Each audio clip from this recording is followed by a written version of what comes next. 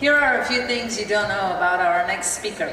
In 1973, following the Yom Kippur War, Bill Roedy, a Vietnam veteran, almost made Aliyah. In addition to being an ambassador for the UN, he also received the Citizen of the Year award from the UN in 2009. As founder of MTV Networks International, Bill was responsible for building 172 channels in more than 162 countries in 33 languages, reaching a potential audience of 2 billion people. Maybe we lost an Ole Hadash, a new immigrant, but we definitely earned a great friend of Israel. And I should know because he was my boss at MTV for 5 years. And what I can say about Bill, that he was always like a father. His room was always open, you can always come and say what's your problem, if you needed something. He was always making me feel welcome. So please join me in giving him a big, big Israeli and Jerusalem hug. Bill Roedy, please.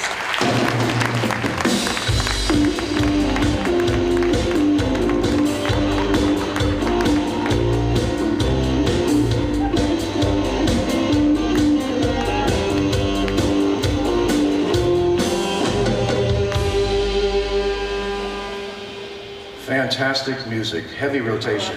Promise you, heavy rotation on MTV. And how about that last artist before? She was amazing. So thank you, Eden. Where are you? You were my boss, and you know, it's always great to share a stage with you, Eden. Well, it's a bit daunting, I must say, because she's such a vivacious and charismatic figure, and she was a real star with MTV Europe. But then I am reminded that Jimi Hendrix once opened for the Monkees. So I feel like there's a precedent to this. You know, Eden was one of our first VJs for MTV Europe, and she represented Israel in such an amazing way across Europe that she remains my favorite VJ to this day of all the VJs we've had around the world.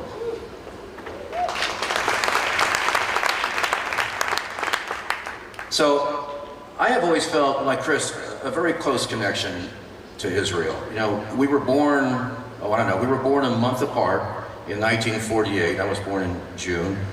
Israel was born in May. You know, and I have Irish roots as well, and I often think that Ireland and Israel have more in common besides starting with an I, both countries. The resilience and toughness of the people, but also importantly, plenty of warmth and friendliness. And both tell it like it is, which is so rare today. Yeah, I'm sure you would agree, Chris. But my first trip, as Eden said, was in 1973. And I read the source, I watched the movie The Exodus, and felt like I was prepared, but I really wasn't. It was such a moving experience. It was right after the Yom Kippur War. And I had graduated from West Point, and I had served a tour of duty in Vietnam. And when I came, I just loved the spirit of optimism here and the determination, and that Israel had become a beacon, really, of freedom and democracy. And with my military background, I was quite taken, really, by the events, not only in 1967, of course, but also in 1973. And I can remember in July of '76, when my friends in the United States were celebrating the bicentennial, the 200th anniversary of America, I was focused on the raid of Entebbe. I found that even more inspirational than the bicentennial. And you know, having been raised in a household full of women, I'm a single mother, I was always a strong admirer of Golda Meir, a former school teacher from Kansas, the first woman prime minister, and I'll never forget when she was once surrounded by her all-male cabinet. She said, "Am I the only one here with balls?"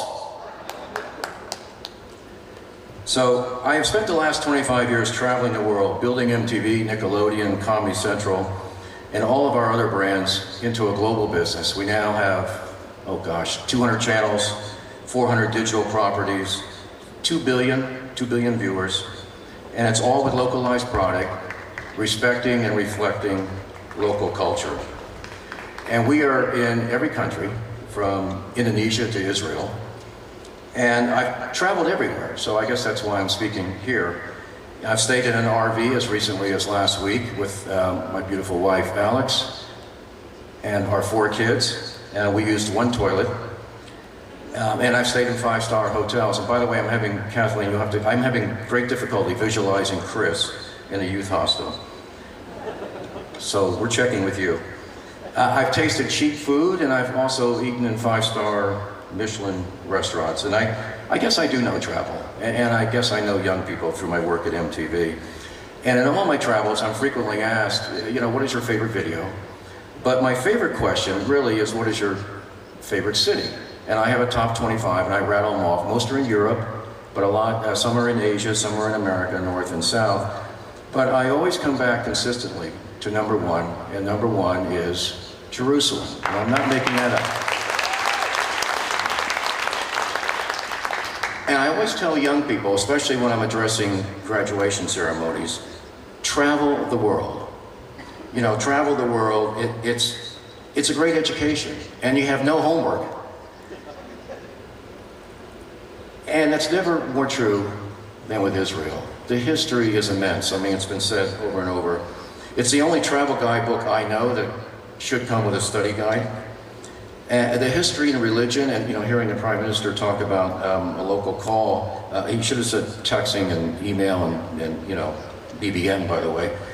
But there is this unbelievable connection with history and religion, and that always has been really the unique selling point, not only of Jerusalem, but of all Israel. And there's no place like the Old City, in the freezing cold last night.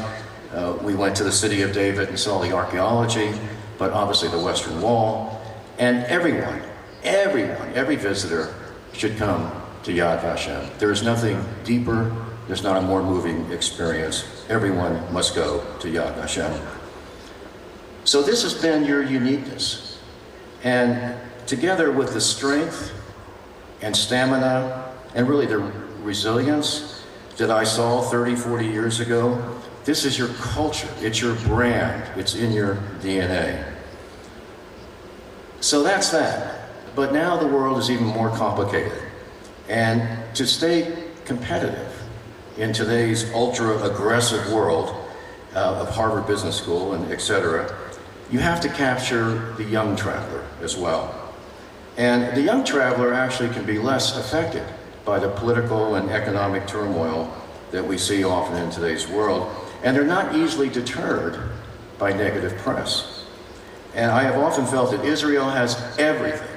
Israel has everything but a good publicist. So tourism, I think, strangely, can help counter that. And young people, they're more willing to try new destinations, explore new cultures. And in the MTV world, over the years, I've identified what I call sources of influence, but what I really call sources of cool. And Jerusalem definitely fits that definition. It is a source of cool. Now, why is that? Well, the Prime Minister talked about high tech. I went to a company today called Prime Sense with Roedy, my travel guide. And if you haven't heard of Prime Sense, they are behind Kinect, which is Xbox's latest success. The fastest growing hardware of any launch of hardware, 8 million in less than 3 months. Israeli company, Prime Sense. But it's also great restaurants, it's sushi restaurants, it's boutique hotels, it's food festivals, it's fabulous wines from the Golan Heights, it's sports events like the marathon last week, it's high design, it's environmental technology. I heard all about water recycling today. 70% of water is recycled in Israel. It's opera. The list literally goes on. And then you combine that with the rest of what the country has to offer. Masada, what's more inspirational? Floating in the Dead Sea, diving in the Red Sea. Don't reverse the two. English is spoken everywhere. Modern and efficient airport. El Al. We flew El Al yesterday. It is a great airline. It is the safest airline in the world. And then down the road, the exciting and cosmopolitan Tel Aviv, although after hearing the Prime Minister talk about starting at 2 or 3 a.m., I'm keeping my 15-year-old daughter out of Tel Aviv. But Tel Aviv, what a great city, great restaurants, and then you have the beaches to sunshine, and remember, anywhere in Israel is only an hour away. And then you have music. Rihanna to Elton John. Next week, the one and only Justin Bieber. Get your tickets now, watch out for the Beeve. Plus Israeli sensations Asaf Avidan and Yal Nayan. It's an amazing package. So how do you spread the word? And how do you reach especially young people? Well, you start with marketing, obviously. You start with media, and you bring in a great mayor, of course, who told me last night that he wants to bring not only 2 million, which has been the recent history, but he wants to bring 10 million visitors a year to Jerusalem. And he's well on his way because he did 3.5 million in 2010. So it's now obviously the internet, it's mobile, it's social marketing, but let's not forget good old-fashioned television. TV, especially MTV, with its cool credibility and global reach. You know, MTV constantly researches young people, and we just completed one with 7,000 young people, and I'll just rattle off a couple things. The second most fulfilling experience among this group, what was it? Well, it's learning about new cultures through travel. By the way, number one is not sex. It's clothes, buying clothes.